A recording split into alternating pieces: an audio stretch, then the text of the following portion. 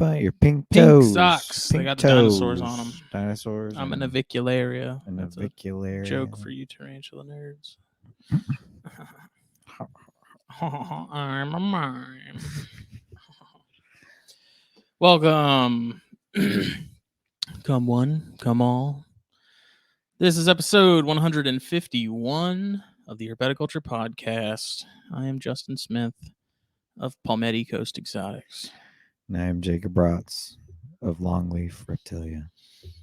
It's our one-on-one for the month, and it is brought to you by BlackBoxCages.com. Please check them out. Racks, cages, all that good stuff. Often Best imitated, of the best. Never duplicated. Yes, unfortunately, often imitated. There are people that fail to come up with original ideas for products, and they should be ashamed of themselves. Yeah, come up with your own stuff. But speaking of, if you are going to be in the greater Atlanta area, March 11th and 12th, the Show Me Snake Show is happening at the Cobb County Civic Center, I believe is the name of the venue. Are you sure it's not the 12th and 13th? I'm fairly certain it's the 11th and 12th. The weekend of the 11th. Because I looked it up, and it was a Friday or a Saturday, Sunday. It was 12th and 13th. I know you told me it was Friday, Saturday, but I was just to double check. I was just going off what I saw on. I was told 11th and 12th. So either way, we plan to be there. Yes, and guess what? BlackBox will be there too. They vending. So if you're in the Georgia area or even somewhat nearby, go ahead and scroll through there and get you some BlackBox goodies. They'll have a lot of stuff on hand to show you, so you can actually like play with the racks and see how they feel. Feel that butter, baby. Yeah, you can experience the cages for yourself, the craftsmanship, the quality that is lacking untouchable in other areas of the caging industry. Best of the best. Yeah. And then Steve Snaketuary. So I mean, obviously, if you want some hot sauce and you want to support a good cause, Steve is the guy. Jeff and Kendra have actually been doing a lot to support him. They've been doing their little, so it's not little, but the Reptile News Radio, and they have their handling hot section. So they have all Steve Snaketuary's venom hot sauces, and they ask themselves and friends questions, kind of like Hot Ones on YouTube. It's very similar, but they use the Snaketuary venom sauces. So check those out. I was actually really watching them eat the cottonmouth sauce. I was like, I gotta get some tacos, and the cottonmouth sauce just sounds so on point right now. And then we keep saying that we have to try the anti-venom sauce. I need to talk to Steve and get some. Yeah, we need to get some and try it. We keep talking about it, and it's not actually happening. Yeah. So, but gotta make it happen. We weren't here last week because we had a ConjureCast episode. And then we didn't have Snakes and Stogies Monday because it was Valentine's Day. I completely forgot, and I meant to ask Phil about doing it either the night before or the night after. And it never happened. By the time I realized it was Monday, and I was messaging him like, "Hey, should we have X and X on? Whoever on the show tonight? Tonight." Yeah. He's like, "Yeah, it's Valentine's Day, dude. I'm not doing anything." I was like, "Oh, okay, yeah, good point." So no Snakes and Stogies this week, which was a bummer. It sucked. I actually very much look forward to doing this show, and then Snakes and Stogies is always fun. We got a good group there, so it is what it is. Things happen. Gotta show your loved ones you love them, man. It's Valentine's Day. Okay, that's horrible. I gotta get this cut. What's new with you? What's been going on in Bratz's neck of the woods? Man, I'm just staying busy. It's all really just working and doing the snakes. I have more snakes now than I've ever kept. So this is the biggest my collection has ever been. I think technically when I lived in Texas, I think we had more animals, but one, I had another set of hands, and two, a lot of them were geckos. So, but even then, I might have more snakes than we had geckos and snakes combined back then.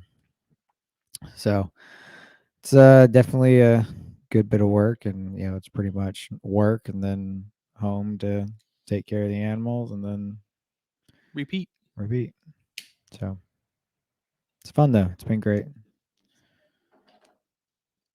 I tell you, no, and everybody talks about how pythons spoil you. Boy, they do. Yeah. They really do. Every time, anytime, I used to think that the carpets took me, a long time to clean and all that, but now, boy, now I have all the colubrids. Like my carpet cleaning day is a breeze. It's super fast, no Mm-hmm. problems, like all that. But man, once colubrid cleaning days, which is more often, It's too hot for a it's hat. it definitely takes its time. But Yeah, we were talking about that on ConjureCast. Someone had mentioned just not wanting to deal with constantly having to clean colubrids, and I don't know about you, but I don't find mine to really be all that bad. I mean, they definitely go more than chondros do, but a lot of things go more than chondros do. So I didn't find it to be so outrageous that I yeah, was like, I can't have multiples of these no, things. no, absolutely not. I feel like it gets exaggerated a lot. My only thing with them, it's not. Yes, they poop and they go more, but it's not realistically. It's not that much more cleaning. The only thing that's a little bit more difficult with the colubrids is if you keep your snakes in the house that you live in, you will smell them Yeah. pretty much all the time. Like it doesn't really go away. When you clean, it helps, like once you get all the poop out, it definitely helps. But that day, like that everybody kind of goes to the bathroom all at once, it could definitely get a little rancid. And yeah, it just kind of stays, which obviously I'm fine with that, but most people aren't. So it's one of those things having to get around it. Keeping a lot more colubrids definitely would be nice to have a spare building, and then I would have no gripes. Mm-hmm. But Well, I mean, ideally, I still then don't too, have you'd any also gripes, have but some sort of like HVAC system or something that helped sort of oh circulate air and yeah, absolutely, mitigate that a little bit. yeah. But having a separate building, no matter what, would be pretty. It'd be awesome. Yeah, that would be that's the goal. I feel like that's like everybody's goal is to have like a separate building for your reptiles. But something I'm hoping In other to news, accomplish. FedEx is killing me. What's FedEx doing? So, I mean, the blood reds that I got today, What happened? they were supposed to. Okay, so here's first of all, let me start this out by saying Take it from the I top. understand COVID, overall staffing issues, supply issues. Things happen. That changes things. Things are not what they used to be in terms of reliability and consistency. Responsiveness. So I had these shipped. They came from Tyler and Jeremy, and they were supposed to be delivered before noon. So I was like, whatever. Nothing new there, right? Right. So I checked the tracker, and tracker hadn't updated, and it shows that they got into Savannah at like kind of later than normal. Let me pull it up.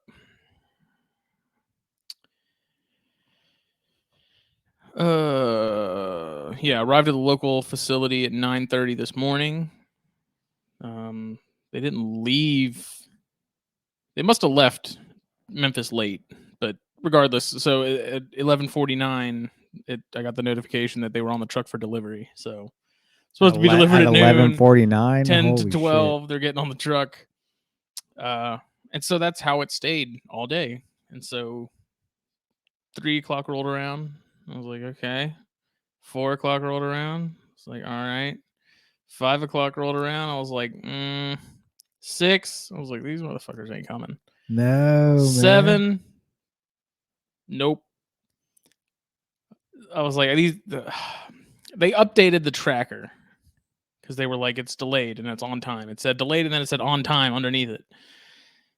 And then it said the new delivery day is Thursday, February 17th. So I was like, what? Which is today. Yeah. 7:33, she rolls up. And I was No like, way. okay. So I don't know. It's 7:30. the snakes arrive fine. That's not the issue. The issue is just I was under the impression that I got the notification that they were on the truck for delivery.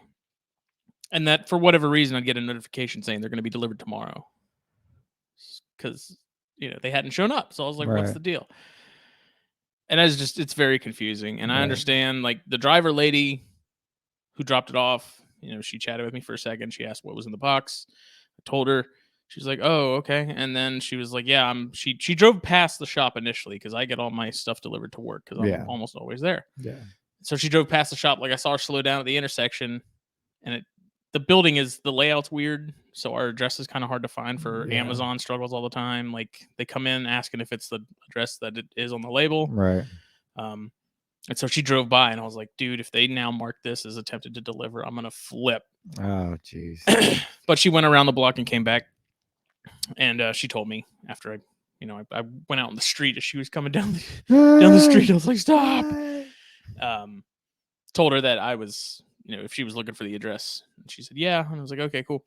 And she's like, "This, I'm new to this area. Like, I guess it's not a normal route. Like, she's not used to the Right. area." So I was like, "Okay, you got a truck full of stuff. I'm sure it adds time to the route when you're unfamiliar with the area."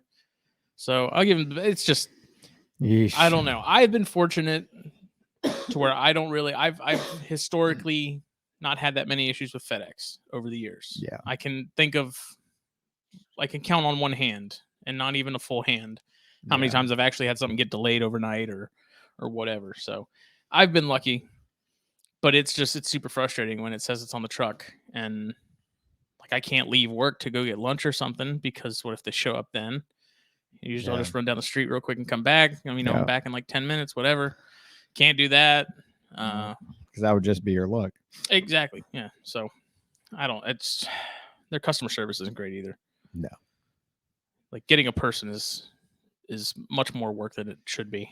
And we even know somebody that was on the inside, and Yeah. he knew how that shit was. Yep. So Yeah. all's well that ends well. But Yeah, got the corns, quarantining. Well, we had to reschedule the shipment like twice too, because the winter weather, I guess, out in Tennessee and beyond. I think they were backed up at one point. Like, we tried to ship them last week, and the day Tyler was supposed to send them out, he's like, he's like, they're backed up, so I don't want to get them delayed, so we'll just hold off until next week, which I said, sure, no problem. And that's like the second time we've had to punt it. So it is, but they're here. Yeah, glad it worked out. He's worked his way into his humidine. Nice. It is frustrating that we pay as much as we do for shipping. Yeah, and like, that's kind of the bigger gripe too, is like, we're shelling out all this money to get things shipped overnight, and they're not, like, we're holding up our end of the deal, kind of thing, for me. Right. And FedEx. And like I said, I understand staffing, things are backed up, winter weather doesn't help. All these things create the perfect storm of delayed packages. It's no big deal, but it's like, I feel like it should be different when it's live animals. I understand yeah, packages getting delivered, delayed, whatever, but like when it's live animals, I feel like there should be a different type of priority on it.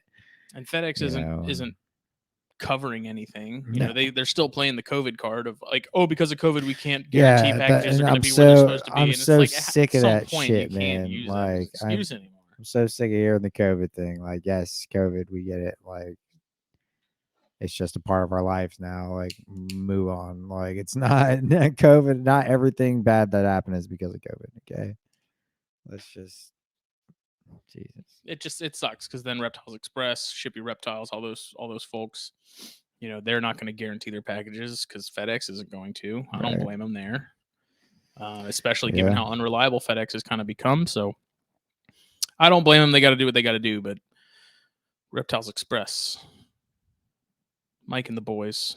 Yep. 100% my people. Shameless plug. They really do. I mean, as far as pricing goes, man, I don't know. I won't use another company. Absolutely not. I compared them to some of the other companies, and the difference was ridiculous. Cheers. So, that's good. Ship Your Reptiles, man. It's the place. Mike and Mike. Otherwise, still gearing up to start pairing some stuff. So everything's out of cooling now. I've started to feed some stuff. I've got the Loma Altas together. I went ahead and put them together. Okay. Haven't noticed okay. anything happening yet, so it's probably still premature. I'm going to separate them maybe this weekend, give them some time off. And then I'll probably start actually pairing corns this weekend too. And I need to get some more food in the Elafe. And then thorn scrubs definitely need another couple meals before they're gonna go. But You are gonna end up pairing the thorns. I think so. Nice. Yeah, they're cool. Yeah. I figure if I end up with stuff come like Daytona, I'll see if Billy can add it to his table roster and whatever he can. Yeah. For a rent, I'll let him. He can have like a percentage of the sales or something, or I'll just bring some cups and put them in there, and whatever. We'll see. So that's what's happening here on the Palmetto Coast Exotics front. Nice, man. Oh, I'm itching to breed snakes again, man. I'm trying to be smart and responsible, and I know like as far as like I'm very in between on my living situation right now, and I don't know when things are going to settle out. And I know if I tried to pair stuff, it would just be stressful on them if I end up moving, somewhat soon. And, I literally just moved all the carpets, again. And so I'm trying to be patient, be smart, and hold out till I'm in a more settled situation with that. And, but man, I've got the itch start pairing stuff bad. I even thought about putting some carpets together just to see if they went, because I did try and cycle them as far as food goes, at least a little bit this winter. So I don't know. I probably could. I think I probably could get eggs from one, but again, I just moved, so who knows? Like I said, I don't want to overstress. I don't do this to breed. I do this because I enjoy it, and I certainly don't have to. So I'd rather not push the envelope on it. It's regardless of get settled and all that. moving or not, I think everyone at some point has a bad year. Maybe not back to back, but they do happen. Billy had his where he just he paired a lot of stuff, but he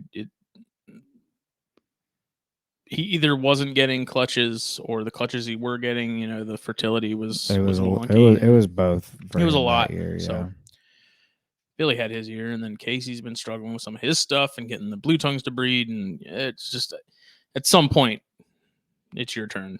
Yeah. Yeah, and that's why I'm just holding off for now. I've still got a lot of stuff I'm raising up and got a lot of good years ahead of me, and I don't want to push anything. I don't want to. No need to right now. So we both get to rearrange our rooms when we get our BlackBox stuff. Yeah. I'm already dreading it. That's so fun though. Once you get it done, and it's so nice and neat. Yeah, but knowing that I'm gonna have to do it again at some point later in the year, it's frustrating. Why would you have to do it again at some point? Because I'm always having to rearrange that thing, man. Well, that's why I just need a bigger room. That's why we rearrange it the way you need to, and then think ahead. Think of how I've been trying to. I know, but with this BlackBox stuff, you can taller. think a little. You can think ahead more with the BlackBox stuff, because you'll be able. You're creating more space. Might be able to dump a rack or two somewhere. I see. That's the frustrating part. Is I have those other racks that aren't. I think my dad made them, or he got them from someone that made them. Mm-hmm. They're not horrible. I'd still rather have those over the AP stuff. Oh yeah. But I don't want to get rid of them because I know if I do, I'm going to need them at some point. But I don't have anywhere to put them, and so it's. I would either, like for me, the stuff I have, as I turn everything over to BlackBox, kind of the stuff I have now is going to be like my quarantine stuff. Like some of the racks and the few cages I have, it's all going to be for quarantine once everything gets converted over. So definitely I'm not saying get rid of them. I'm saying either stick it in your closet somewhere and be like a quarantine rack, or just keep them, somewhere. Mm-hmm. But it's just one of those things where as soon as you get rid of it, something comes up and you wish you had it and you didn't get rid of it. Absolutely. That's why I haven't gotten rid of all the stuff to make a poor man's rack. I keep all those supplies on deck. I mean, I use one right now because I wanted to give some rat snakes some taller tubs. But that's just Never get this mic height right. Constantly struggling. I was actually talking to my mom about that today. About how, I sit, we as reptile people, we don't really throw away much when it comes to reptile stuff. You just have, like just a lot of things, from your years of keeping and Yeah, I mean, you changes. remember I all have the tubs so that I much had up crap. here? Yeah. I had like 2 gigantic boxes of tubs that I recycled. Like I put it all just on the street with the recycling. I was like, hopefully they take it. It's a lot of tubs. I kept some of them. You got to keep some of them. I didn't realize. So I'm gonna sound like a hoarder. Like I knew I had a lot of them, but I didn't know I had that many. Because Katie's been like, get rid of them. They need to go. Get rid of that shelf. They're this is all taking up too much space. I'm like, I need those. Whatever. I need them all. Yeah. I don't need them all. I got rid of them. So. I've gotten rid of some over time. I think I gave some to somebody came over and bought a snake from me, and I ended up giving them a bunch of tubs because they're like, they saw how I had my poor man's rack set up and they wanted to do it. And I was like, here, take some of these off my freaking hands. You saw before we rearranged everything, like you saw all those tubs and stuff. Because I was trying to bounce them off to you. I was like, hey, you need a you need a rack or you need tubs? Come on. No tubs. No, sir. Yeah. I am good on that. The joke's on her because I can just go and get some more. Yup. Yeah. Tubs be kind of expensive though, man. That's also why I keep them, because they're not always like super cheap. I was in Walmart this morning, and for the first time in 2 years, the tub aisle was completely full. Really? The shelves were packed. They must have stocked up that day. Weird. Yeah. Because every time, like, I would go in there periodically and look and see if they, like those big 200s that I use for the Python portals and stuff. For whatever reason, I was like, I should see if they have some of these in stock. That whole aisle, like that whole side of the aisle was just empty. Yeah. Like, except for some of the bigger tubs that no one really buys, like the massive ones. Right. But today I walked by and I was like, oh, they're good. They got them. Nice.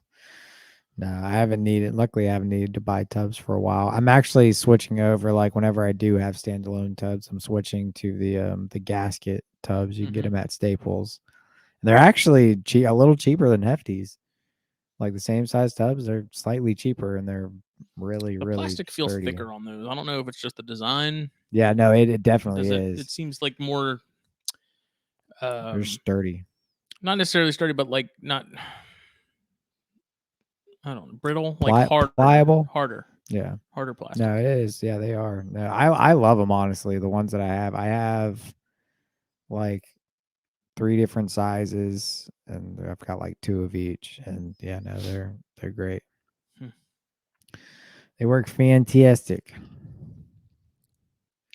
So I've been rocking with those. Like I said, I'm only running a little bit on the poor man's rack. I'm probably, once I get this BlackBox upgrade, I'm only gonna have a few snakes on that again. Maybe just my yellow rats because they'll be big, but maybe the grays too. I might keep the grays in there because they're getting big.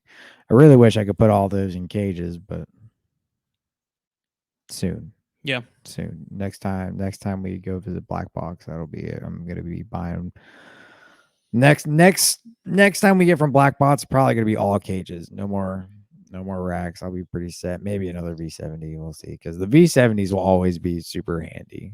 Yeah, for sure. They're very good standard tub, especially for the Pituophas.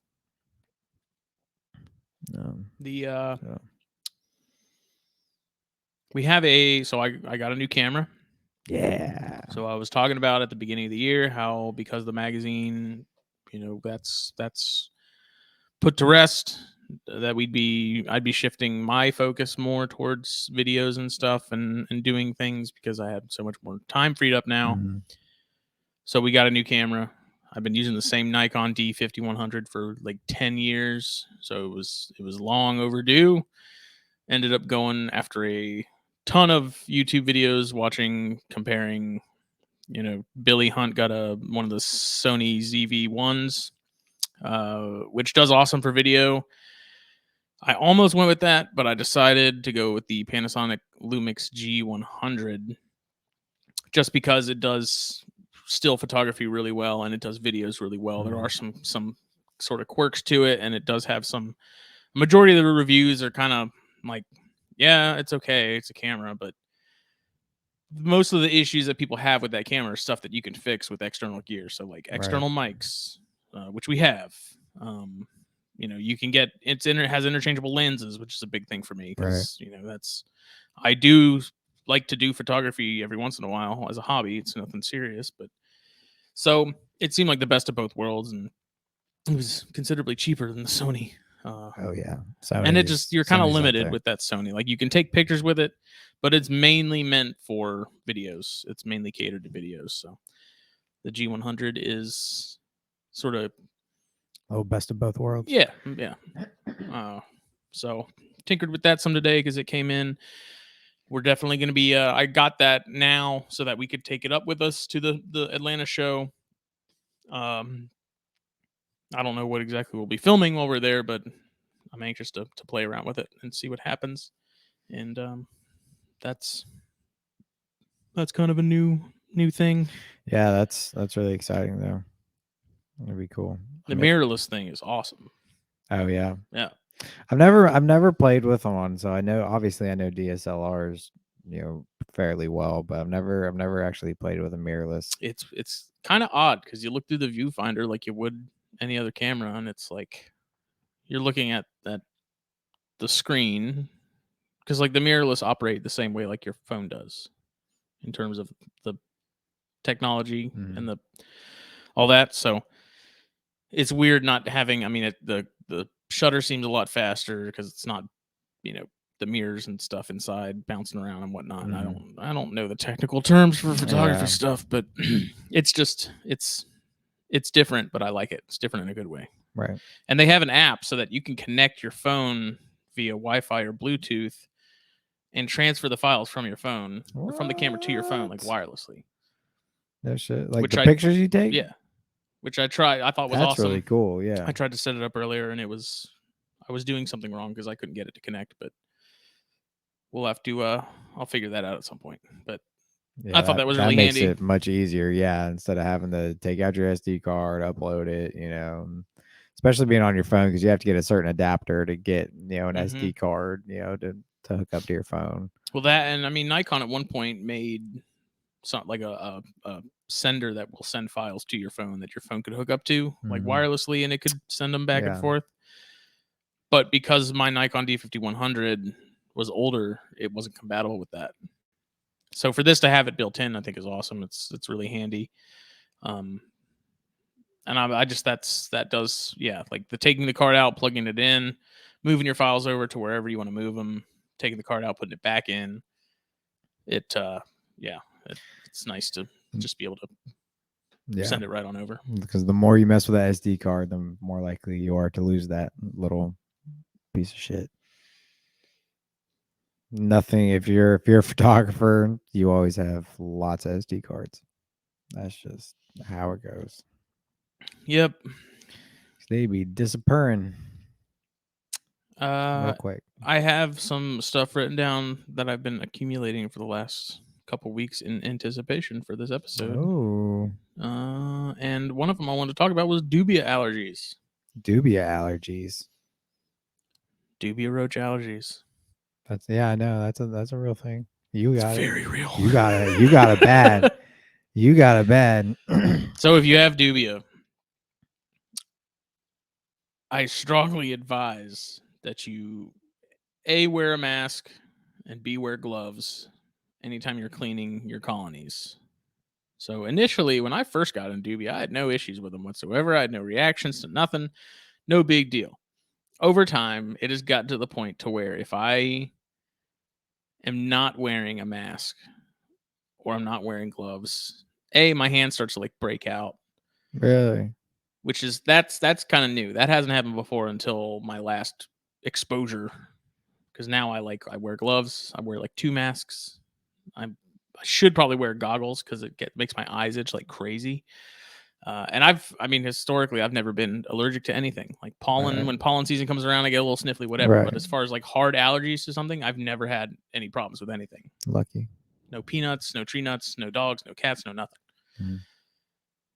But now, so a couple weeks ago, I was cleaning my colony, like doing a deeper clean. So I take out all the living ones, put them in a separate tub, dump out, whatever crap is in the bottom and the dead bodies and stuff. And I wasn't wearing anything. And I found that if I breathe in that dust while I'm cleaning, I mean, first of all, it didn't take very long for my eyes to start watering and getting really itchy. Mm. And then it just started getting harder and harder to breathe. Jesus, dude. What the hell? And it's gotten to the point now to where if I do not wear a mask, like I can literally feel my throat start to close up. Jesus. Like it's bad. Like last time I was like really shallow breaths, like couldn't take deep breaths. I ended up going and popping a Benadryl like immediately. Yeah. And just sat on the couch for like an hour waiting for it to fully kick in and stuff. And after that was the most recent one. After that, now I'm like gloves, masks, double mask. Yeah. So, jeez, man, you gotta be careful with that. But from what I've read in the past, becoming sensitized to dubias is actually not uncommon at all. So that's why I'm saying, if you have dubias and you don't have an allergy, there's a very good chance that eventually you probably will. So I mean, it's like that with anything. If you become exposed to it a certain amount of times, like it just gradually kind of gets worse. Well, I don't know. I mean, that's the weird thing is like I'm not allergic to dogs, and I have a dog. I'm not allergic to cats. I got a cat. Yeah, I guess it's just strange that with dubia, I've never had anything like it. Like I've never. And it sucks because I can tell when it's starting because you can start feeling it. Your eyes get super itchy. The skin breaking out thing was weird. That was a first, and it itched for a couple days after.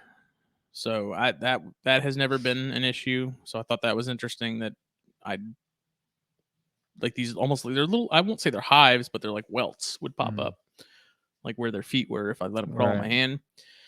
And it's one of those things where if I grab one and like chuck it in with the live ones or something while I'm cleaning, that's no big deal. But I think it's if prolonged, like a couple seconds, they're crawling around on me, then I'll have a reaction. The frass and the dust of a colony, because if you have cardboard in there, them crawling on it and stuff creates this like dust sort of. Right. And plus, sort of you just grabbing one and throwing it in, you're not coming in as much contact with the legs, where I'm sure that's where most of that kind of stuff is. So that's odd. Be warned. I mean, that's why when you go on the dubiaroaches.com, all the pictures you see of people that they have employed there, they're wearing like full on like gas masks almost, without the whole face covering, but the big ones that like painters use to stop the fumes and stuff. They're all wearing that. They're all wearing gloves. So yeah. Isn't Paint Chap allergic to aspen? Paint Chap says he's allergic to everything. Like legitimately, he's like, dude, I should have been raised in a bubble. He says, oh, really? Yeah, he said he's allergic to mice. He's allergic to aspen, I think he said. Yeah, I'm pretty. I'm almost positive about the aspen. Man, I didn't know that. Yeah, that's why he doesn't do his own feeders. But he has aspen for all of his clearance. It could just be one of those things where it just makes him, sniffly and he sneezes a lot. I know he wears gloves when he cleans too. Also, poopy hands. Duh. That's why I wear gloves when I clean. Do you wear gloves when you clean? It kind of intermittently. It kind of depends. I'm not gonna lie. For the larger stuff, yeah, usually, and especially with the the carpets, dealing with what I've dealt with, I learned to glove up on a lot of stuff. For the baby carpets, no, I won't glove. But after I do the babies, I usually glove per. I won't change every snake usually, because to me that's just plastic waste, and I don't like going through that many gloves because they are expensive. They are expensive. But yeah, I try to use them more often than not, especially with the colubrids, and it's mostly because the poop, like especially fresh ones, like I don't want to touch that. Yeah, it's kind of nasty, especially if it's still wet. I don't know. There's those guys that swear by, they'll use a new pair of gloves anytime they're in between animals, and that's just like I tried that and it adds a lot of time. I'm not against it. If you do it, do it. For me, it's also why I stopped doing like the whole like plastic cup inside of a holder thing. To me, Oh, really? yeah, I used to do like a cup Like and the then PVC yeah, I do coupling like kind of thing? PVC coupling, and then you had like a a plastic cup Mhm. in it. When one, you had to spend money on cups, and buy them all the time, but two, it turned into so much plastic waste. And I Yeah. know like recycling is great, and obviously I recycled all the stuff, but it was just a lot. And that's how I feel with the gloves. It's a lot of plastic waste, and so Mhm. that's why I'll use gloves, but I do a few animals as long as they don't get nasty. And I do things kind of intermittently. It's always a group. It never different racks. Like I'll never use the same gloves for different racks. I always stay in one rack, and it's normally a couple Mhm. animals, and then until they get soiled, then I change them. But you know, people might hate me for that one, but be It's what it not their be. collection. Yeah. I did in the past. I'm with you. It was like when you have your hands in these gloves for an extended It period gets of time, it gets so sweaty, sweaty. and then it's impossible to get a new glove. Dude, it has made me That's what physically made me. I was like, angry. I'm done. Like, Like, I'm dude, not doing this. that right there is literally the worst part. Trying to get those freaking gloves on when your hands are a little clammy. Like, and they don't have to be full on sweaty. You can forget about it if they're full on sweaty. I'm talking like the slightest bit of clamminess. That sucker's like My got stuff is glue clean. on Like it. that's the It's other thing too. ridiculous. Is gloves. If your collection's solid, like you haven't had any issues, it's been closed off for a while. You're not cross contaminating with new stuff that might be in quarantine. You're working that on a separate day, whatever. The gloves to me seem a little unnecessary, but For quarantine, it would be very different. 100%. Quarantine, But always glove up, absolutely. But no, and you do make a good point with that. For me, it's just a matter of especially like if you're picking up poop. For me, it's just the bacteria transfer. It's just kind of gross. It's more so like that's kind of nasty versus yeah, a that I fear get. for my That I snakes. get. And plus like they smelling another snake's poop in their own enclosure. If you get some in there or something, then it's just they're like, what the fuck, Mm-hmm. So that's just my take on it. Ooh, that's a cool picture of a rat snake, Cave dwelling rats. We're on Morph Market right now. dude. I want cave dwelling rat snakes bad. They'd be nice. They Like just get too big. real bad. I don't. I Dude, love is Vietnamese that blue dude? beauties too, and that's just too much. The Ganya Silmer are enough for me. Dude, I cannot believe how much. Oh wait, that was Japanese. Never mind.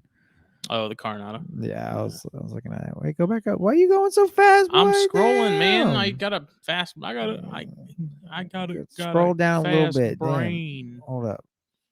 Oh, I like that Florida yellow right there, boy. Which one? Palm Beach County. Oh, they're both Palm They're Beach. both The one Palm on Beach the counties. one on the right's a little nicer. Both males though. Isn't this TV nice? Yeah, it is. So big. That's what she said. It's good looking. Oh my gosh. It's Love good how it's looking like zoom animal. in, and it's like, yeah, it's actually we're gonna make the zoomed in picture smaller than normal. Yeah, right. Oh, jeez. Eastern rat snakes, boy. That's where it's at. I love my rats, man.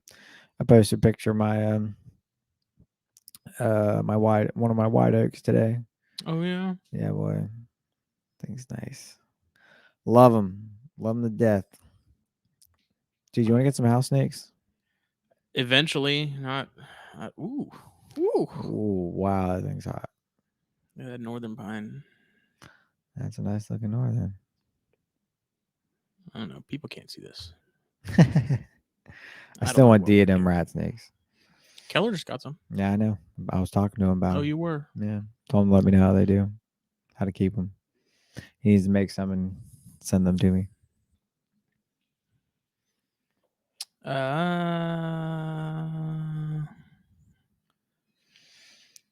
So I don't know if we've talked about. I feel like maybe at some point we have, but the criteria for something coming into your room / collection, like newer projects. Mm-hmm. what is your deciding factor for deciding if something? Because you have the carpets, you've got all the rat snakes, you've got all the other stuff. Mm-hmm. But at what point was it that you were like, I want to get into diadems or diadems, whatever you want to call them?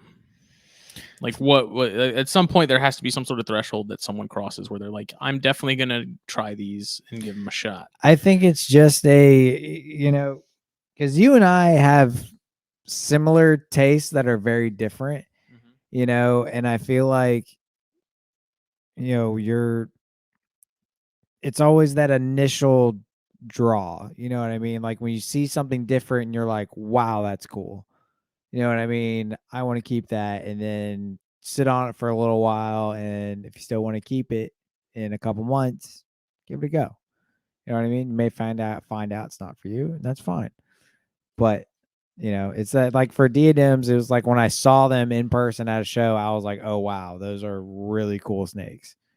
Like they're just really neat to me. They're like they almost look viper esque. They're very, very neat snakes. Their heads kind of remind me of Senzinia A little bit. type deal. And obviously not the same, but just a little bit. And I don't know, they're very neat snakes to me. And I don't know. It's always, for me, it's just that first time you see it, like, you say, wow, that's amazing. And are you really drawn But to it? you're going to see stuff like that you're not going to keep. So Yeah, it's like, what's the deciding factor you can there? say something's, wow, that's amazing, but I don't really want to keep that. Like, those are cool to look at, but I'm gonna let Billy Hunt take care of them. You know what I mean? Like that whole, that type of mindset. But there's also that, again, like for me, it's like I almost know kind of right off the rip if I at least want to try and pursue it. But just by looking at something, I usually know pretty much right away, if I want to look into it more, type deal. So. Oh, you got your touchscreen watch, your Apple Watch. Shut up. Big baller. But what about for you? What So a good example of this for me is the bamboo rats and stuff. I'd love to keep that, the porphyracia, all that stuff. Right. But I don't know that I won't say that I never will, but I don't plan on. I'm not going to make any serious effort to make that happen because they need to be kept cooler than I can give them. Right. And so that's one of those things. It's like and most of the stuff that we keep, I think, jives with our rooms pretty well already. Right. It's a little different now that the Aki cage is in there and has the whole room turned into an oven. But size is kind of the biggest thing for me at this point. Oh yeah. I mean, yeah, there's always factors like that. And that's what I mean, like, that initial, seeing something, obviously you do your research and find out, what it needs and all that. And then you determine from there, because you're right, your room plays a huge factor in, certain stuff you can keep, and or if you have another area of your house to, keep certain stuff, if it does need to be cooler, and et cetera, et cetera. But yeah, no, size is a huge factor, I think for most people nowadays. It's we all have infinite lists of stuff we'd like to get into. Oh yeah, absolutely. I would love to keep Apodora. I am very fascinated by Apodora, but I also know that I have no space for Apodora right adorable. now. So, one of those things. I don't know. See, that's what's interesting to me is just the fact that we all have these lists, but for one reason or another, and there's a ton of different variables here, availability, caging requirements, care, all that stuff. But we all have these huge lists, and for whatever reason, we may only keep a very small percentage of stuff that's actually on that list. So it's like that's the point where it's like, what's the deciding factor? And for me, like I said, it's size. I think it's a little bit of everything goes into that type of decision, and that's I guess just weigh out, what means the most to you, what's at the top of that list. Because that's the thing, if you have things that are drastically different, require drastically different rooms, that's just at a point you have to decide which one do you want to keep more, or can you set up two different spaces for them and keep both? It's just a Mm-hmm. matter of how much you want to put into it and what those animals mean to you.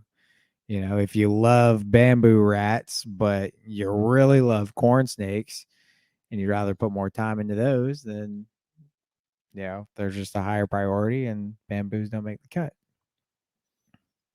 So, but I think Mm-hmm. that's dependent on each individual and their abilities and desires of keeping, and you know. Do you ever come across points where like we all get very caught up in our day-to-day lives, full-time jobs, families, all that good stuff, and so it becomes very easy to fall into like that groove, that routine of day-to-day life. And I don't remember what I was listening to. It might have been one of the Fight Club episodes recently, but they were talking about, you get into this habit of daily life, that daily grind that we all experience, Mhm. and sort of checking in with yourself and your room and your animals, like stopping on a day off and saying like, what have I been neglecting? What needs to change? Right. Do you ever? I noticed that after hearing that, I actually thought about it, and it was like, I have a very routine life. I like to think, my Right. days off are usually pretty scheduled. It's the same most weeks. Nothing terribly exciting, but it does get to a point where I'm like, I wonder if I have too much stuff, because it's like, man, it's getting to the point where I'm spending a big chunk of days off taking care of like water changes and stuff. And so that was something else I wanted to talk about, was just sort of finding that point of where you need to sort of check in with yourself, see where you're at, see what needs to be changed, what can you change, Right. you know. I think at that point it's because I'm kind of in the same boat, it's like when I'm not at work, I'm usually in my snake room. And granted, there are a couple days, usually 2 days in the week that I can not do anything, but even on those days I feel bad because there's always something I could be doing, but I do Mm-hmm. also try to take those mental days of, all right, just don't do anything today, and because you need those days or you will get worn out. And but at the size of collections that we're starting to get at, you almost have to come up with some type of schedule. Everything has to be planned out so you can get everything done. But in planning that out, you have to plan your days off, your mental health break, because it's very, very important. Because if you don't take care of yourself, you're not going to take care of your Yeah. animals, period. That's not how it works. I've been there, done that. It sucks. Your animals will go downhill because of it. And so you have to come up with that schedule and that regimen to make sure everything gets done. And obviously that can vary week to week. If you have two planned days off, you're not feeling it one day, okay, that ends up being your day off instead. Mm-hmm. Do it tomorrow. Because that is a good thing about snakes. Usually I'm not gonna say all the time, but usually it can wait another day. Yeah. You know what I mean? Yeah. Like, it's not going to be that detrimental. I'm not going to say it's that case for everything. Some things need to be handled right then and there. But in a lot of cases, you got to do waters. You're in a terrible mood. Waters can wait another day. They're not going to dry up. You're fine. So that is a perk about keeping snakes. But again, that is to an extent. If you have hundreds on hundreds of snakes, you probably can't do that. Because Mm-hmm. if you wait a day, then that just doubles for what you got to do tomorrow. So Yeah. like I It's said, it's all about managing. You have to learn how to manage your what you're doing, your life and your hobby. And if it comes down to it and you decide you have too much, then work on it. See, Downsize. that's sort of the problem of where I'm at, is I don't necessarily think I have too much, but knowing other stuff that I have planned for later in the year.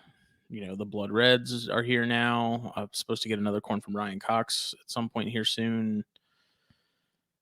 I'm thinking of space, and I'm Mhm. thinking like, okay, realistically, can I get rid of a pair of bears? Should I get rid of, I'll take a pair of Barretts off your hands. The sub box. I love my sub box. I don't want to get rid of the sub box, but at the same time, it's like I have other stuff in the works, and Yeah. that's space that I could use. And it's that's the issue of, well, I'll just make my room bigger. I'll just add. I'll figure out. I'll Tetris the Yeah. hell out of it, and I'll figure out a way to fit more. Yeah. And I don't. It's hard, man. It is. When your ambitions are bigger than your room, it's extremely difficult. And you really, I think that's where you really have to be picky and choosy about what projects you are 100% sticking with. Like the Bairds, obviously, Bairds aren't going anywhere. Do I have a pair that I could probably part with? Yeah. And would those 2 tubs make a difference? Actually, they would.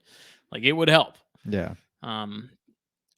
I guess I can't really make a decision about that until the BlackBox stuff comes in, at least that Yeah. XR20, but we'll see. And that's It what just I was sucks gonna 'cause say, because your room really, it's like, it's not that it's that small. It's just like everything's kind of different, so you can't utilize all the space that you have.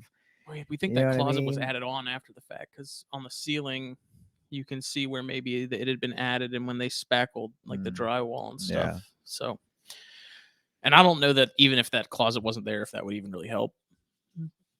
Just because there's a bunch of stuff in that closet, so it's like, where would that go? Right.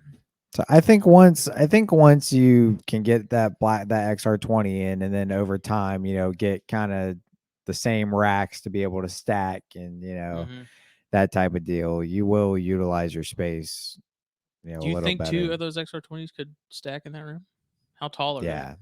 They're like, Yeah. what, 3 something? My No, they gotta be taller my than that. XR16 is, I'm sitting at it. It's below, when I'm sitting in my chair, the top of it is well below my head. So it's probably about here. So you add another It would 4 be levels to it. close. Because those ceilings in that room are They're because high. well, because I have that giant Habitat Systems rack. Yeah. That's a 7-foot rack, and there's like maybe 30 inches of clearance tops. No, not even. Oh Not yeah, even. from the ceiling? I What was am I about to say talking that about? thing's Like basically 10, up to not the 10 ceiling. inches. Yeah, Yeah, if that. But I don't know. I have to go up with my stuff, and that's kind of the frustrating part. But I think you could. I'm at a point where I don't like what I have. I have for a reason. All the corn morphs and stuff that I have, all the corns I have those, and I have plans for them. So I don't want to get rid of them. Right. But I'm kind of at that crossroads where it's like, well, if I have other stuff that I'm planning to, that I want to do, where the hell am I going to put it? And then planning ahead, and I know we've talked about this a bunch in the past, but looking down the road 2 or 3 years, okay, what in my room now is going to need an upgrade? What's the max size cage that I'm looking at for something, the pine, adult corns, adult Bairds, which the V70s work great for those, but it's like, okay, I have this many corns now. What am I going to need down the road that's going to fit all these? And then it's like looking at my room, and it's kind of like almost panic inducing, because it's like the V70s don't fit well in my room. They're just so long and awkward with the way my room is laid out and set up that something's going to have to change. So I don't know. Katie has mentioned at some point getting a shed that has been approved by the boss. That's definitely would be the way to go. Because honestly, like, V70s could fit in your room well, but with cages and V70s, it makes it more difficult. Because like your V70s, if you could put them where that stack of 4-foot cages is, you could put V70s right there. It would be perfect. You know what I mean? Because that wall is right there. You have nothing blocking it. That would be the perfect spot for them. But then where do you put your 4-foot cages? Yeah. That don't get in the way of things. So I think if we rearrange some stuff in your room, we can figure something out. You might even be able to put your 4-footers in front of your that tall chondro rack. What did you call it? That Habitat Systems. Habitat Systems. You put your 4-footers in front of that, and then move your V70 against the wall, and then have your other black boxes I next to it. almost regret getting that rack. There was a time where I actually considered keeping the Cambros and getting rid of the rack, and then figuring out a way to get Jen or somebody to build a rack that was lower but went like longer. Yeah, like 3 or 4 wide Right. versus 2. And I may still do that at some point. That Habitat Systems rack, so I know I've talked about it, but the hollow core PVC in that thing sucks. It's got heat cable in it. The heat cable gets it warm enough. I mean, the chondros, they could be ambient in that room. Even if it gets cooler, I really don't care. They do fine. The boy could do fine, but it's just so damn huge. Like even getting in that room, dude, was tough. Because that thing is just it's a monster, and it's an awesome. Like as far as design and stuff and the aesthetics of it, it's awesome. It looks good. The Cambros are awesome, but I just wonder if maybe if I had a way of like you were saying, doing like 3 wide, because that's 8 Cambro tubs total, I think, in that thing. So if there was a way to go lower to where I could have something on top of that, be it the Ackies or something, like that'd be ideal. That'd be perfect. Right. But man, it's just that takes up that whole section too. There's like a little recessed area in my room where that rack fits, and it comes up to where it's flush with the closet wall, so it almost like sits in that nook and fits it perfectly. But it's a pain, man, because that's like there's so much space. There's got to be a more efficient way to use that and those Cambros, and I don't want to get rid of the Cambros because Cambros are expensive. Those things are stupid expensive. Yeah, they're awesome. They last forever, but they're painful. They're painful to buy. Yes, they are. So I don't know. It's just one of those things where I'm constantly like trying to figure out it's just a puzzle. It's constantly rearranging the pieces, trying to figure out how to get it to work. And that's kind of why, like, I'm just gonna start my progression with BlackBox. It's get where I want to with racks and pretty much have as many racks as I need and get to that point. And then once I'm there, start getting all the cages I need. If I don't need them right away, go ahead and get them, because I do want to start putting stuff in cages like early.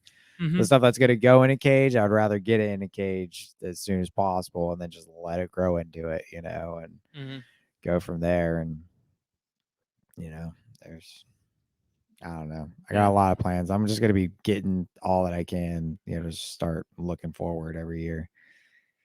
Yeah, eventually. So those 2 racks that I was talking about that are like homemade, I would like to get those switched over to V70s at some point. Yeah. Probably next year. But I do wonder that too, is if I get all BlackBox stuff, will it all work better and fit together better because it's all more uniform? And absolutely will, because you can stack it all and you can go higher, and and they hold a lot of stuff. The only thing I don't want to that I do want to get rid of is that damn AP rack. Like the moment I can get rid of that thing is the moment I fix my life. It's just that thing sucks. I was shocked by how shitty that. So the problem with it is the biggest problem is the tubs. It's like that's a big chunk of it. So like AP as a whole, there's it's caging. But this rack, I had to go, and it's specifically fit for these like boot box tubs that you have to get off the Container Store website. They were expensive. Then I come to find when I put them in that rack, there is a gap that is completely untrustworthy for pretty much any rat snake. I mean, anything. Like, unless it's an adult. Yeah, but even that, an adult, you don't want in a 32 quart. Even an adult rat snake or an adult corn, I wouldn't trust an adult corn in that thing. I have one of the males and one of them, and he does fine, but he's kind of on the smaller side, anyways. But do you have it wedged? That one I don't, because I don't worry about him as much. But like all the smaller ones, I have it wedged, and it just that size is sort of what I aim for with those like 1 to 2 year animals. But it's also a gap that is like the perfect size for a 1 to 2 year animal to slip right on through. I honestly, like, when I saw that, it blew my mind that was even close to acceptable. It's like to me that was ridiculous. And it's incredibly frustrating because the fact that it's fit, and I mean you're going to get this with pretty much anybody. I like the ability, if I need tubs for something, that there's at least some sort of interchangeability to where it's like, okay, Walmart's out of the hefty 32s, so I have to go with a Rubbermaid, but it still fits. Right. that is nice to have. That's rare to find. I find in Yeah, caging because and stuff, but the everybody fact kind that of. you're held to one size tub, and if Container Store doesn't have it, you're shit out of Well, luck. and that's the thing is like that's what they need to do is you need to be able to get those tubs other places. You know what I mean? Like because it's you're not really going to find somebody that you can use two different types of tubs unless it's Vision and Freedom Breeder because they're the same height. But a lot of tubs vary in height, ever so slightly, and I mean like by a quarter of an inch. But that quarter of an inch will make a huge difference in your rack. So a lot of times racks you can't use different types of tubs. They make some that you can use different sizes, but Mhm. as long as you know it's not just these Container Store tubs, you can get them at Walmart, Staples, Lowe's. Like you have other options other than just the Container Store, and if they don't have them, you're shit out of luck. Like that It's that that sucks. the end result was just that rack was, it was more of a headache than anything else, Yeah. and like putting it together and threading that heat tape through it was a pain. Um, so I BlackBox, man, All the way. don't have a friggin' 12-month wait time either. Nope. 2 weeks. Man, I'm so stoked. We're gonna have to bring a trailer for this order, boy. Mhm. I'm excited for the BioG, so I'm getting the 36 by 18 by 18. Mm, I'm gonna get those, and the Rhino Rats are gonna each get one of those, and maybe the one Conjure that's in that same rack from Sean that mm. we initially got, which that's held up fine. I like that rack. I like those tubs. It's 20 quart Ziploc tubs, Yeah, no, the that's a gasket tubs. that's a snazzy rack for sure. That's one that that's one I don't want to get rid of. Mhm. That's one that's to get rid of that I think would be dumb, especially if I'm going to Absolutely. be breeding Conjures again down the road. It's like that's perfect for my holdbacks. Yeah, Once no, they're out of the that's 6 quart, that's what they go into. a great rack. And we've been working.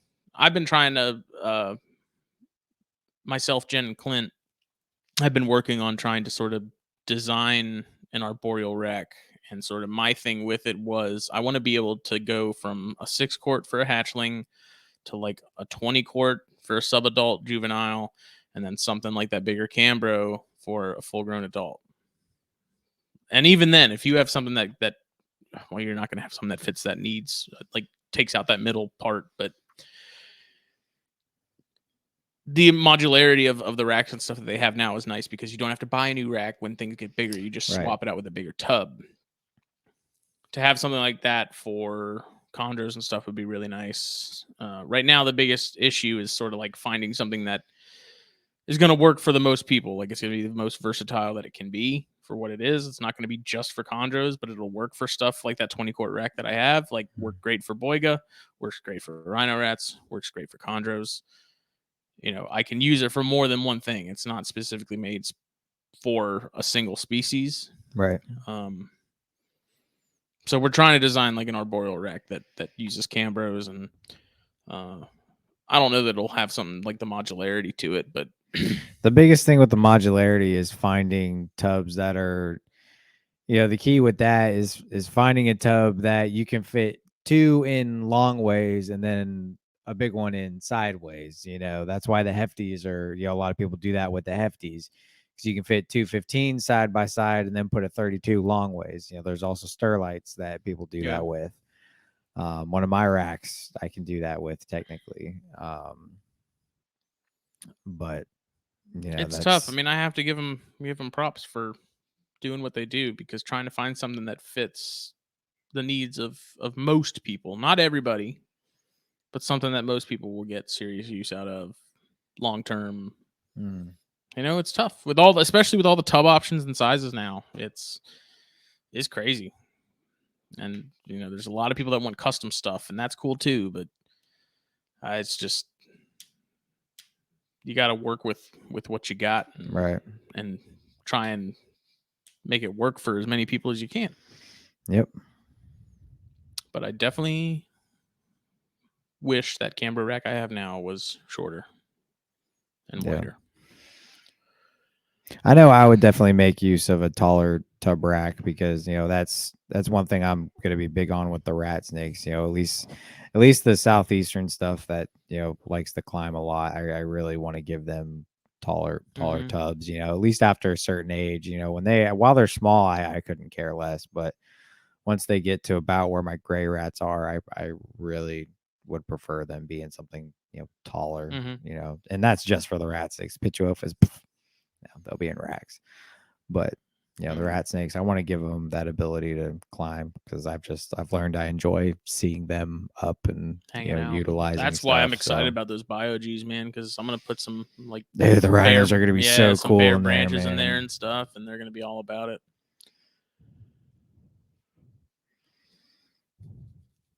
Then for that chondro, I'll probably put some. I have a bag full of perch holders from David Brahms, and I'll probably attach Yeah. some of those in one of those bios. And that male maniquari that I took the picture with the bang can with, he can go in one of those, and that'll probably be good for him, indefinitely.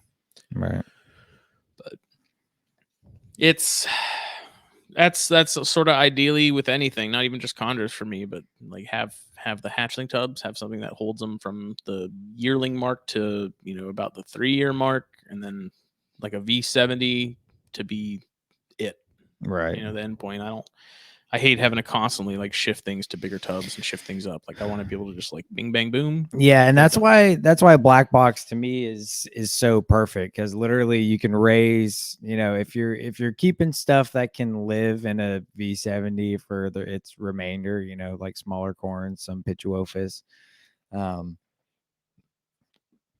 smaller Pituophis, that's If such a thing exists.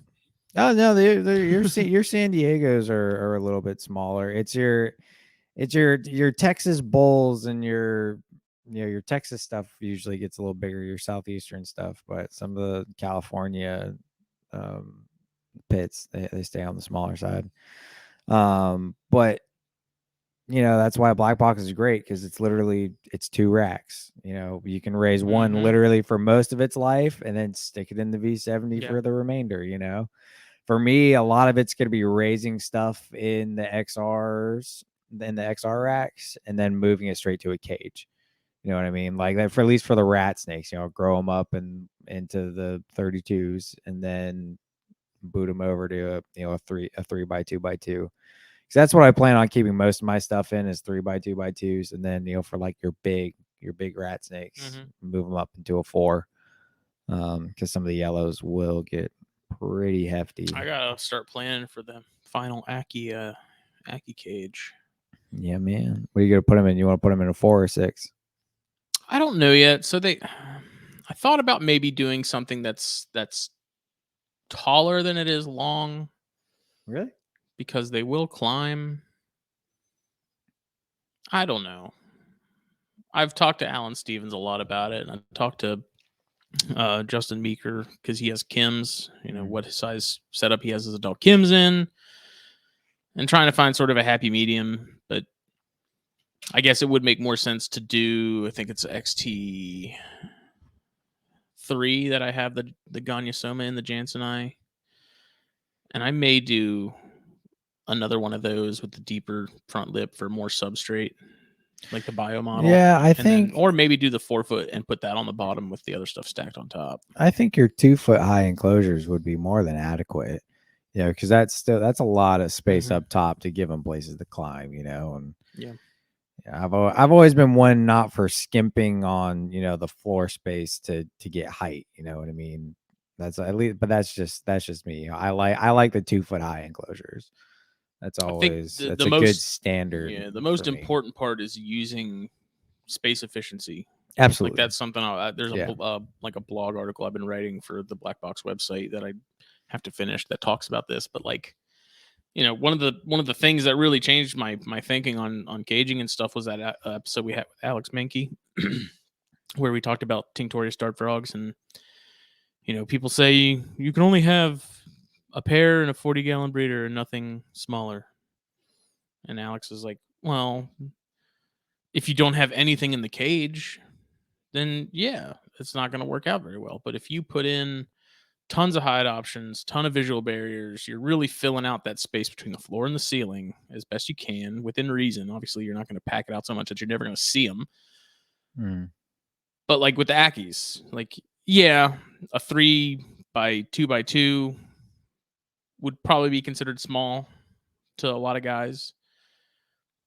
But it's like if you're utilizing as much of that space in the middle, you're kind of making up for that, I think. Right. So packing it out with cork tubes, and I mean if they're together, they're already sort of acclimated to each other, so I guess it's not as big of a deal. But I don't know. That's something I think a lot about. And I even with racks, like you did that with the racks with the the elevated shelf sort of deal, the the little hangout, little canopy deal, stuff like that. Everyone talks about how well, not everybody, but the people that aren't into racks, that's kind of their biggest thing. Is like there's no enrichment, they can't climb, and it's like you have options. Yeah, they can. Dude, yeah, you're not gonna have like a foot to be able to like completely stretch out and go up, but there is another dimension now added. Yeah, you can. There's lots of stuff, man. The wire, that green wire that I've got now, the wire fencing, I use that, dude. I found if you cut that and you take the short legs, you bend those legs down, they work perfect for feet, and you could put it up right about halfway up one of the tubs from BlackBox, and they're perfect. All my stuff, you use them all the time. I literally have a perching option in almost every single tub, other than the Pituophis. I have perching options for every single snake. My Decurts, I find them perched up like chondros on that wire stuff all the time. Yeah. They always dart before I can get a picture of them. They're pretty skittish, but yeah, dude, they're great. It's not until it doesn't bother me until they're a little larger. For smaller stuff, it's perfect. It's fine. It works perfectly fine. It's just the tubs just get a little cramp when they get bigger. That's it. But that's with anything in racks. People are so. There's a lot of, I'm not going to say everybody, but a lot of people are very black and white with their racks, and there's a lot of black and white with caging, period. Yeah, and there's a lot of stuff you can do, whether your racks, there's plenty of stuff you can do for enrichment and climbing. And all my carpets that are in tubs all have stuff to perch on. They're on that crap every day. It's like, no, they're not getting 4 feet off the ground, but it's still stimulating that it's an option that for want them. that they have. Carpets, rat snakes, they like to perch up on stuff. It's a fact. That doesn't mean they have to be way off the ground to do it. They can be slightly above it, but still get that stimulant of perching. I have the water snakes all have, perching platforms, it's, because they like to lay out. That's also why I use so much of that wire stuff, because it gives them, a flat area, not flat, but an area to lay over. You know what I mean? Versus perching like a green tree python, sitting on it's adding an extra sort of dimension to things. Like Exactly. I said, it doesn't have to be so cut and dry. Yeah. There's so many more aspects. It's so much more than a two-dimensional thing, caging. And I think about it a lot when I'm bored at work and, the gears start turning, and I'm constantly thinking of how can things, like how can we not meet in the middle in terms of large spacious cages versus racks? Because I don't agree with having ball pythons in those really small tubs where they can stretch out lengthwise but they can barely turn around. Right. That I'm not into, but I'm also not into giving a ball python a 6 foot enclosure. Right. So there has to be something that satisfies, I guess it doesn't matter, but satisfies the opinions of the internet. Right. But at the same time, I don't think you're never gonna win there. Tori Dentler, she was posting about how she's been getting shit because people talk about how there's a dirty water bowl in one of her videos or something on Instagram or TikTok or whatever. Right. And it's like, do you keep your stuff clean 100% of the time? Like, do you sit around all day waiting for something to happen to where you have to clean it? Yeah, like, get real, man. It's one of those things, man. Like, and to be honest, like, I hate saying this because everybody's gonna think it's a cop out or whatever, but it's an honest opinion. Like, one of the first things a snake will do when you clean its enclosure is probably go shit again. Reclaim it as its own. It's one of those things. Excuse me. They don't want to be clean 24/7. Their smell makes them more comfortable. Yes, it can get disgusting. You don't want to leave it. There's a happy medium, but like there is such a thing as too clean. Sorry if anybody disagrees with that, but that is my opinion. There is such a thing as too clean. There is such a thing as cleaning Yeah, too much. You can let it sit for a few days. Like it's not going to be the end of the world. They're not going to die. If anything, it's good for them. So that is. I try to, that's my even with the opinion. cardboard box hides, like I try to keep those in the cage as long as possible until Yeah. they're so like warped and just used that I have to trash them, because Right. I like, if I do bedding changes, which isn't all that often, maybe once, twice a year, because I do spot clean. When it's time for that box to be changed out, I'll give it a new box. But I think having that familiarity, Yeah. is important for them. And I know Phil's talked about a lot on Snakes and Stogies with, cobras and stuff, is there's a reason that they cover everything in urates. And I think it is 100% like a marking of territory, not necessarily in the sense of like keeping other things away, but familiarity for them, so they know, yes, this is my hide, this is the safe spot, this is where I can, that's my cave, that's where I can go. Exactly. And even if I have plastic hides and they're caked in urates or something, like I may brush them off a little bit, but I'm not gonna like fully disinfect it and clean it and dunk it in Yeah. bleach. Like, no, I'm gonna put it You back in you there because clean it to an that's, extent, get some of the chunks off of it, yeah. and call it a day. And it's a safety net, especially if you're doing more bedding changes and you're giving them different stuff. Like, that's all great and dandy, but there is, you want to have some type of familiarity with them. But at the same time, everybody talks about enrichment. That's also why these, disposable hide boxes are good. Mm-hmm. It's exactly what you're doing. When they get soiled, throw it out, give them a new one. Snakes are all over it. Like, ooh, I what's like to, this? I take Something them, new, yeah. and it's, I've mentioned previously taking them and cutting a hole in them, like obviously big enough for the snake to get in and out of, but cutting a hole in like a corner of it, stuffing a mouse inside of it, yeah. and putting it in there. And now they have to look around. Like you can watch them and see them actively like hunting and looking for Yeah, that I food. smell it. They know it's there, Yeah. but now this requires them to move around a little bit Right. more. It requires them to, it stimulates their little computers and And gets that's them why moving drop around. feeding is also a good thing, even if it's not, to that extent of putting it in a box, just setting it in the corner away from them and letting them come find it. It's the same. It's actually just like when people feed monitors. Some of them with the Ackies, if depending on if I'm busy that morning, if I have to like leave early for work or whatever. Most of the time, I want to feed them with the tongs, and I want them to chase that food. I don't Right. want to just give it to them in a cup, because then they don't have to do any work. Right. They just stuff their little faces until it's all gone. With this, it at least gets them moving a little more, like they're having to actually work for it Right. some. And I think with that similar thing, like I was talking about with the box and food, it's the same thing for snakes. Like Right. it forces them to move around a little more. It forces them to really look for it.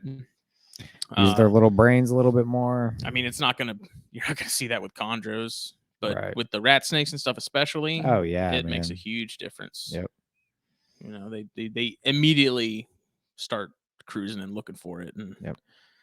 that's, enrichment really doesn't have to be like this huge grandiose No, it doesn't. thing. Like, even with snakes that are in your collection that are clean and you haven't had any issues, the sheds from one of the female bears, putting it in with the male and watching him just like really check it out. Same with corns. Boyga, they're just, you can tell it gets them thinking. It gets them using their brains and their senses, and enriches them. Like, it doesn't have to be gigantic One play thing one dates. thing I've also tried to do is when I clean, I either let the snakes kind of do their thing on top of their tubs, and move around, or I try and put them on something, especially the carpets. For the carpets, what I've been doing is I take a chair that's just got a tall Mm-hmm. back, and while I'm cleaning, I go and set them on top of the chair. Yeah. Because it's off the ground, kind of away from stuff. They can't go and grab stuff. Obviously, I turn around and make sure they're not making, hightailing it on the floor or something, but set them on something to climb around while you clean their tubs. I used to have a clothes drying rack. It just has like lots of bars, things like 6 feet tall. It's got a ton of bars on it. I used to Mm-hmm. take my carpets out, plop them on that thing on the top, let them work their way down around it, do whatever the heck they're going to do, and clean while I clean, and then put them back. I It's think that's important for chondros too. I know, like, it's already been proven with emerald tree boas that to get them out and moving around definitely helps, especially like with digestion Bowel and processing movements and stuff and stuff. Yeah. whatnot. But with chondros, I think because they spend so much time sort of lounging, so much time hanging, to get them out and sort of stimulate them and handle them a little bit, and you can see like they just kind of they come alive. I mean, they like when I was taking pictures with that male the other day, he's looking around, he's cruising. It's not really a curiosity cruise. I think it's more of a get me out of here kind of cruise. But um, that kind of stuff, I think it gets them moving. It gets their system moving. When I'm out taking pictures of them, when it's not freezing outside and the sun's out and stuff, I think that little bit of sunlight and all the smells and things definitely get the gears turning too. So Yeah, that's one thing I want to do more this year in the summer is get some snakes outside in the grass. And because to me it's also I also get a new appreciation for my snakes whenever I have them in the sunlight, because it oh really yeah, just brings out so much more. Like that big yellow rat I got from Billy. yeah, Dude, you need to see that thing in the sunlight. The amount of orange like mm-hmm. patches on that thing that come through is incredible, and you don't see it in room light. You never would know. I mean, you can a little bit, but it's very, very faint.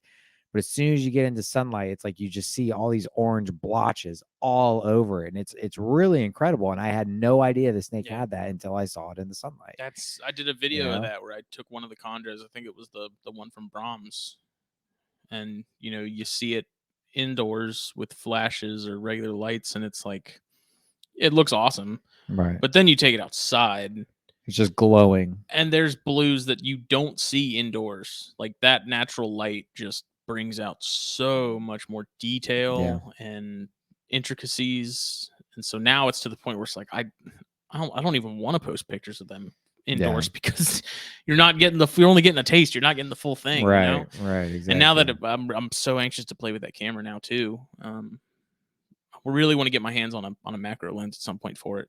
Yeah. But getting those outside and taking pictures and I don't. Is the weather supposed to stay like this?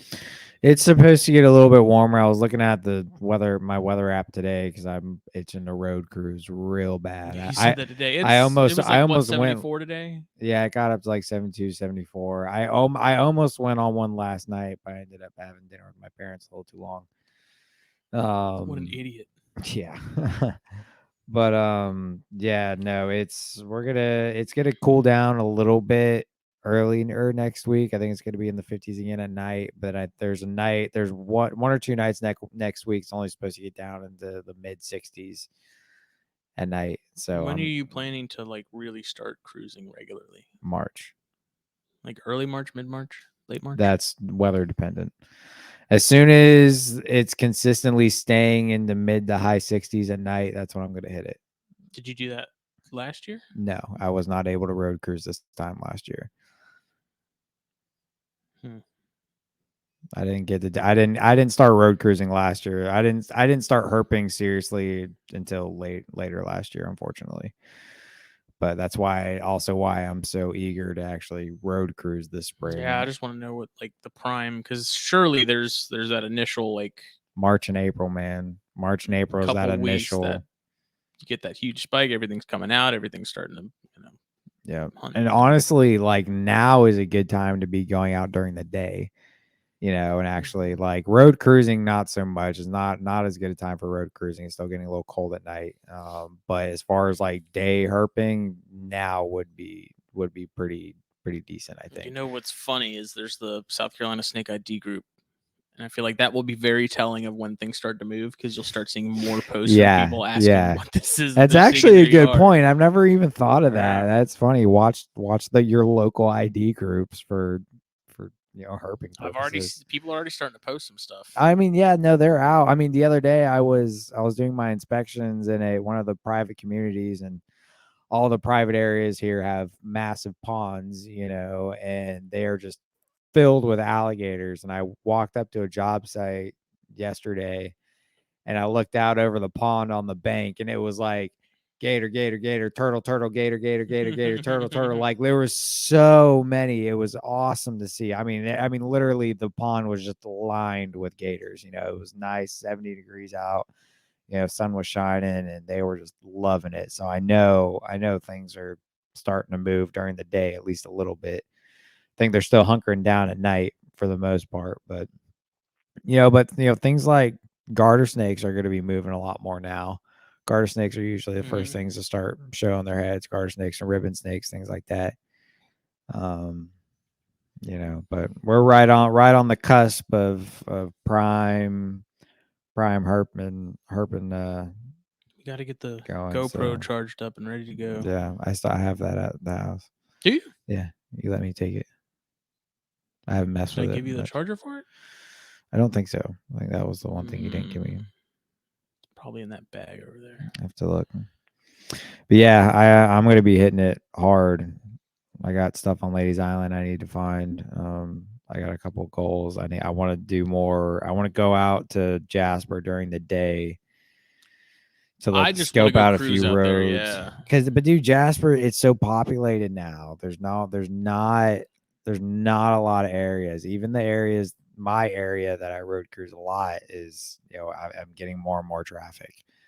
And it sucks. But in Jasper, it's getting more and more slim pickings Well, as that and I far as mean, good your roads. usual spot is pretty good. Yeah, and it produces a lot, but I'm telling you, man, the amount of traffic that I got last year was more than I've ever seen. There was a lot of cars going. So I'm hoping it won't be so bad this year, but we'll see. Those damn Ohioans. Everybody's moving down here. Escape But from New York. yeah, no, I have very high hopes for my road in early spring. I mean, there were times on that road that I cruised in the springtime in years past. Granted, the last 2 years I haven't been able to in the spring as much. But before that, springtime cruises on that road, man, it was hot. It's popping. I'm talking 16 to 30 snakes in a night.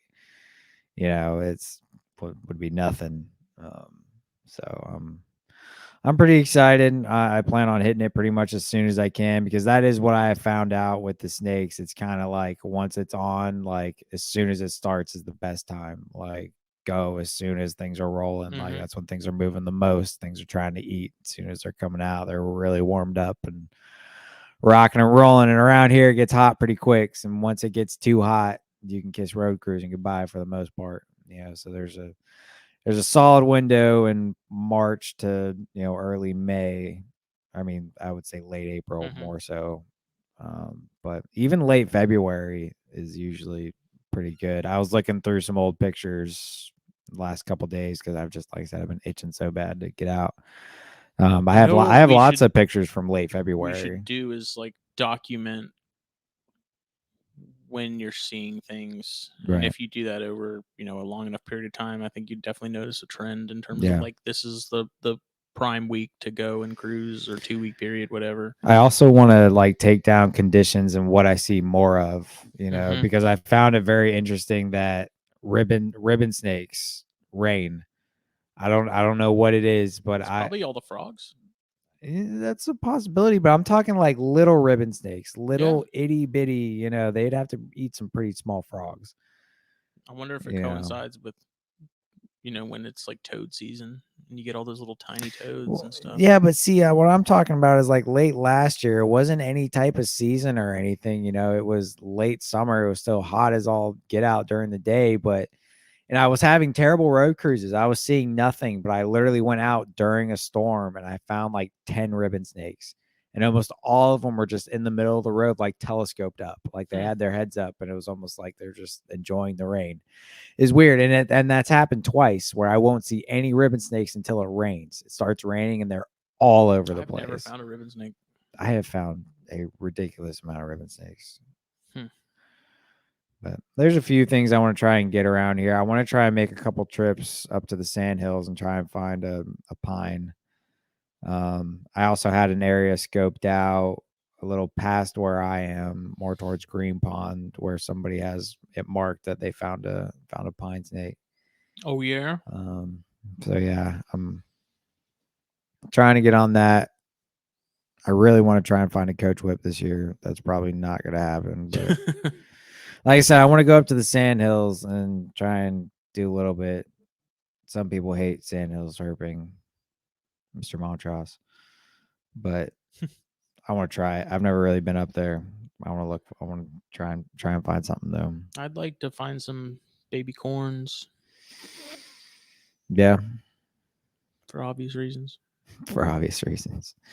Yeah, man, we'll do it. You gotta get you some Sheldon corns, baby. Yeah, if I You could get, find another male that matches that female, dude. Oh my god. well, those are Shell Point. I'm talking Sheldon, Oh, my neck of the woods. Yeah. garbage. Dude, the Yamasee corns, mess Yamasee.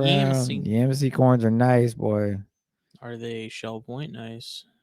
No, they're nicer. No. What? Nicer. Do you remember that perfect corn that I found? Oh yeah. Dude. Yeah, that was in Yamasee. Man, I don't want to go near Sheldon Church. That place is haunted as hell, though. There's a super old church in this over by where Jake lives, and how old is that thing? Wasn't it like Old. a 1700s Yeah. sort of era thing? Yeah, it's haunted as shit. Oh yeah. I ain't going near it. Man, I took my graduation photos on that thing. I was sitting Now on the you're steps. cursed. Probably. People You know what I will do? People like go out there at night in high school. They're like, "Oh, we're gonna go to Old Sheldon Church, man. We're gonna like see if we can see ghosts." That's like, why that's why it's all blocked off now. It Those is little assholes. pitch black out there. There ain't no street lights or nothing. You're in the middle of nowhere. Yeah, no, you don't go out there at night. That's either how you get possessed or you get robbed. Either way, you lose. I'll tell you what I will do this year, though. I know I've been talking about it.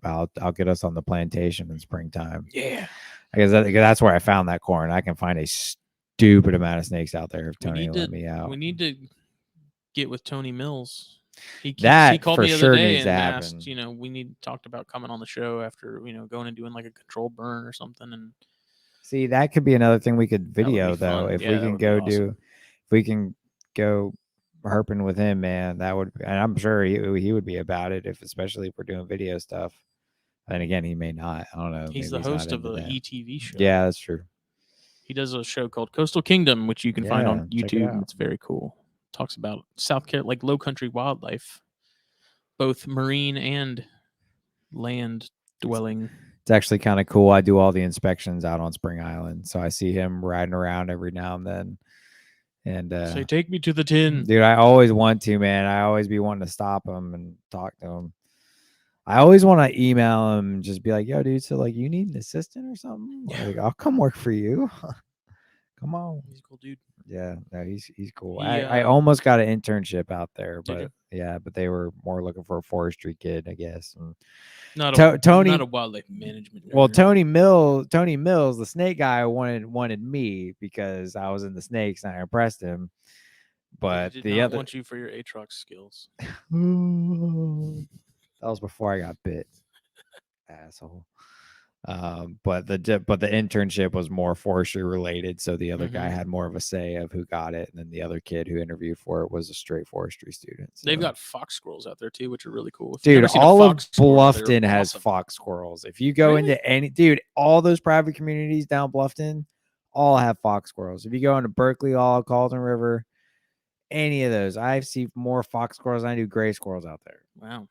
All over. If you're unfamiliar with what a fox squirrel is, it's basically a squirrel that's the size of a small cat. Yeah, and I wouldn't even say small cat. Some of those fox squirrels be huge. I like the melanistic ones. Yeah, the all black ones. All black. Dude, I've seen ones that are all gray. I've seen ones that are all black. I've seen black with gray heads. I've seen gray with black heads. Yeah, some that have like a red color to them too. Yeah, I've seen some with a red tinge.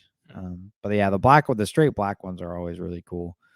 But yeah, I've seen fox squirrels running across a field with a whole kernel thing of corn. Yeah, corn on the cob, like a whole thing in their mouth, just running, boy. Because we had them on the plantation that I worked at in Yamasee. That they've got so many fox squirrels, and we plant corn and sunflowers every year and all that out there. And boy, them fox squirrels were getting that corn, just go ham, boy. Oh, Kenny hated it.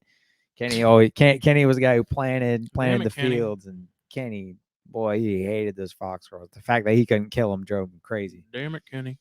Yep. But now I'll definitely try and get us on the plantation this year. I need to hit up Tony and see. Put it in the damn basket. Put him in the damn basket. New Jurassic Park looks legit. Oh yeah. We were watching the latest Jurassic Park the other day at work, and we noticed that Buffalo Bill from Silence of the Lambs was the guy that got killed by the super advanced Apple Velociraptor.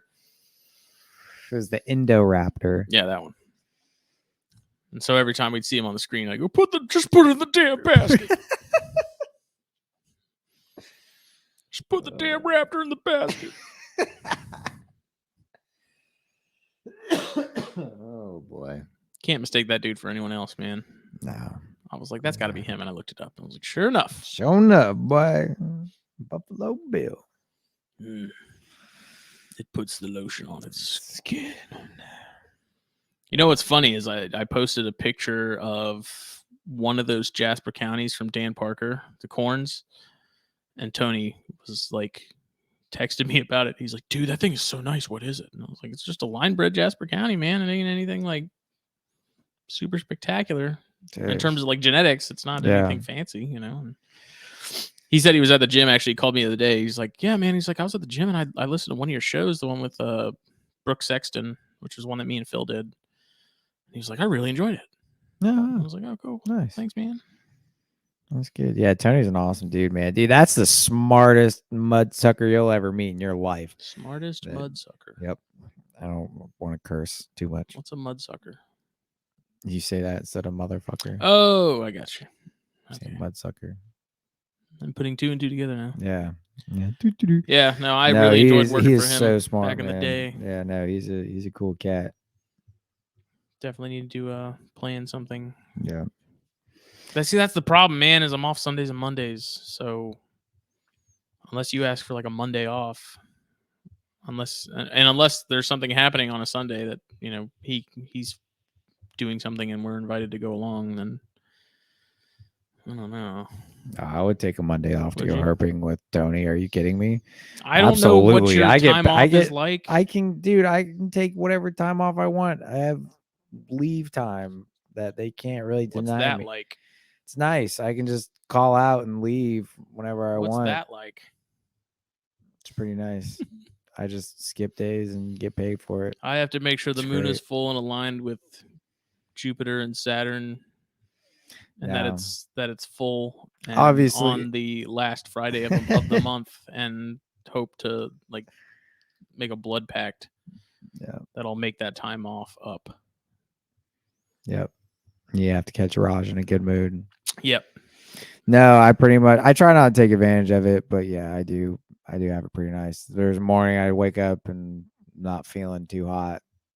A little stomach ache, a little headache, a little something. Because I do get migraines pretty bad some days. So if I wake up bad migraine, call out, use a sick day. Yeah, pretty much. And then all the contractors just get away with murder. Because the inspector called out sick. Nah, we're good, man. Nah. Don't put up those silt fences or whatever the hell they're called. Don't bother. They don't know when I'm coming, boy. Surprise. Surprise, motherfucker. Pretty much. I just show up. They're like, oh, hey.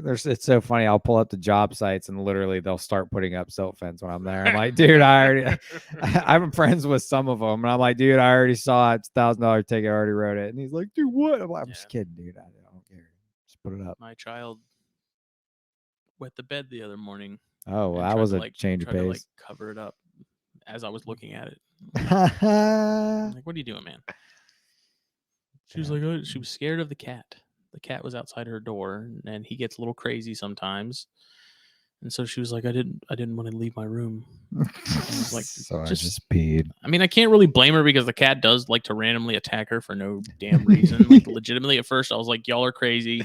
He's just, you're messing with him and he doesn't like it. But no, I've actually watched him just go up to her or Katie and just pop, pop, pop. Just latch on. That's crazy, man. So I'm like, okay, you know, I can't even really get mad at you because I get it. I'd be scared of that cat too. Shoot. Hector. He's crazy. Hector Zeroni. Poor Archie has to be stuck with him all day. Little crazy ass. Yeah. Fun stuff. Well, we about at that time? I think so. 1:39. Wow, we actually made it to an hour and a half. This one-on-one, last one-on-one was a little rocky. Yeah. We had a little better conversation. We need this to time. start planning what we're going to talk about better. Yeah, no, we do. This show was brought to you by BlackBoxCages.com. Please check them out. Instagram, Facebook, and if you're on TikTok, they're on TikTok. I don't know if Jen has posted anything on there lately, but regardless, they're pretty easy to hunt down. Yep. Check them out, guys. I'm telling you, I'll put the THN and THP name on it. Yeah. You will not be disappointed. The stamp of approval. No doubt. Bada like bing, this? bada boom. Dude, that thing's sweet. Yeah, I know. I saw that. Brahms made it for That me. is so You cool. need to get a long leaf one. Yeah, dude. That'd be awesome. It's routed like CNC'd. You're right. No, that's badass. I just don't know. I don't know where the hell to put it. I need like a little holder or something. Yeah. Once I get the new mid-table thing. Dude, we have such talented friends. Payne Shab over here We got the making best this people. stuff, and Brahms over there making that. You know, we have such a good crew. I love it. I love our cigar guys. holder. Everybody's so talented. I love it. Everybody's got their own little thing. Yeah. It's great. Love the peeps. Yeah. So Black Box Cages, please check them out. Steve Snake's wearing his Venom hot sauce. If you get some Venom hot sauce, you are helping Steve with public outreach, education, relocation, rehabilitation, all the Asians. All the Asians. Cottonmouth sauce is where it's at. Please check out Jeff and Kendra and Reptile News Radio. They are also available anywhere podcasts are found, or you can follow them on YouTube and watch these videos. They're good people. Happy to call them friends. Very entertaining couple. They are fantastic. They're two peas in a freaking pod. And they will be the next edition of 5 Questions with. Ooh. So, been cranking those out. Been getting those done ahead of time and stockpiling them a little bit. And hey, this is a perfect time to mention, if you join our Patreon for as little as $1 a month, you get access to these 5 Questions with series on Sundays, and they release on Wednesdays. So if that may not be incentive enough, but for $1, why not? Something. You're helping us out. Yeah. $1, $3, $5, whatever. It all helps. Otherwise, if you don't feel like being a Patreon, that's okay. The fact that you're listening to us on a regular basis, that's more than enough for us. Yeah, we just have the appreciate your Patreon listens there. more than anything. It's certainly not an obligation. If you feel obligated to do it, don't. You know, that's one of those things. We want you to support us because you like us and you like what we do. You know, so yeah. And I mean, if you made it this far in this episode, good on you. This wasn't bad. Kind of Come grasping on. at straws a little bit. What do you mean? See, the problem is, man, is like I have these topics very clear and concise in my head. And then I open my mouth. It's like, it falls apart. Dude, we made it to an hour 42. We did. Come on. I thought that was pretty good. We are going to be back for Snakes and Stogies on Monday because there's not a Hallmark holiday happening. Yeah. And I think Fatty from Daffy's Roundtable Daffy's Reptiles is going to be joining us on Monday. So okay, cool. You should come with us. What, on Monday? Be on Snakes and Stogies. I've only been invited once, and that was literally the 1 week that I couldn't do it. So yeah, you're a free man now. So yeah, I do podcasts when I want to. What's it feel like, Dobby? Dobby is a free elf. It feels good, Harry. I have another episode of ConjureCast sort of in the works. And then the Corn Stars episode with myself and Chris and Doc Wyman, we keep talking about it. Hasn't happened yet. So he's supposed to be coming down.